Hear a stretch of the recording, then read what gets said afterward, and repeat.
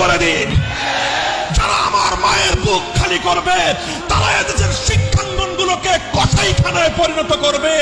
আমার মায়ের সন্তানেরা পড়তে গিয়ে লাশ হয়ে মায়ের করে ফিরে আসবে। এমন ছাত্র রাজনীতি আমরা দেখতে চাই না। অবস্থা অনেকটাই এমন, আজ বাংলাদেশকে ভালোবাসাই সবচেয়ে বড় অপরাধে পরিণত হয়েছে। দেশের স্বার্থে কথা বলবেন, পিটিয়ে মারবে, অভিযোগ করবার কোনো জায়গা নাই।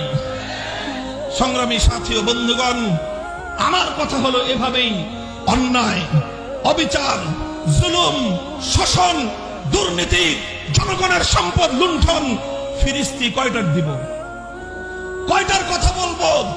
তানহামা দাগ দাগ সুদ, পুম্বা কুজা কুজা নেহাদ, সারা শরীর ক্ষত বিক্ষত, মলম আর পট্টি আমি কয়খানে লাগাবো? এভাবেই চলবে। মুসলমানদের জনপদ, মুসলমানদের দেশ যতদিন পর্যন্ত কোরআন সুন্নাহ খেলাফতে রাশেদার শাসনের দিকে ফিরে না যাবে, গণতন্ত্র দিয়ে মুক্তি আসবে না, সমাজতন্ত্র দিয়ে জনগণের অধিকার প্রতিষ্ঠা হবে না, কোন তন্ত্রমন্ত্র জাতির মুক্তি আনতে পারবে না। তাই হে তাওহীদি জনতা, মুসলমান, ঈমানকে ভালোবাসো, আল্লাহর কোরআনকে ভালোবাসো, আল্লাহর নবীর সুন্নাহকে ভালোবাসো, খেলাফতে রাশেদার আদর্শকে ভালোবেসে আসো। শপথ নেই আমার এই সোনার বাংলা থেকে সব অপশাসন, সমস্ত অন্যায়, অবিচার এগুলোকে দূরীভূত করে আমার মাতৃভূমিটাকে আমি শান্তির ফুল বাগানে পরিণত করব।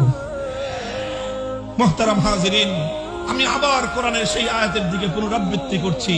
ইজা আরাদনা আন নুহলিকা কারিয়াতান আমারনা মুতরাফিহা ফাফাসাকু ফিহা ফাহাক্কা আলাইহাল কওল।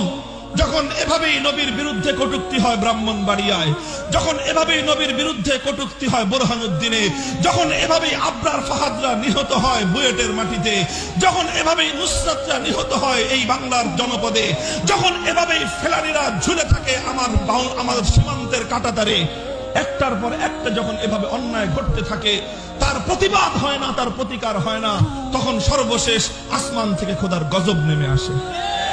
আজ আমরা চাই মাতৃভূমিকে ভালোবাসি বলেই, দেশটাকে ভালোবাসি বলেই, দেশপ্রেম নিয়ে, জাতির প্রেম নিয়ে, স্বাধীনতার অতন্দ্র প্রহরী হিসেবে নতুন প্রজন্মকে নিয়ে আজ দেশ জাতির স্বাধীনতা রক্ষা করবার জন্য দুর্বার আন্দোলন গড়ে তুলতে চাই।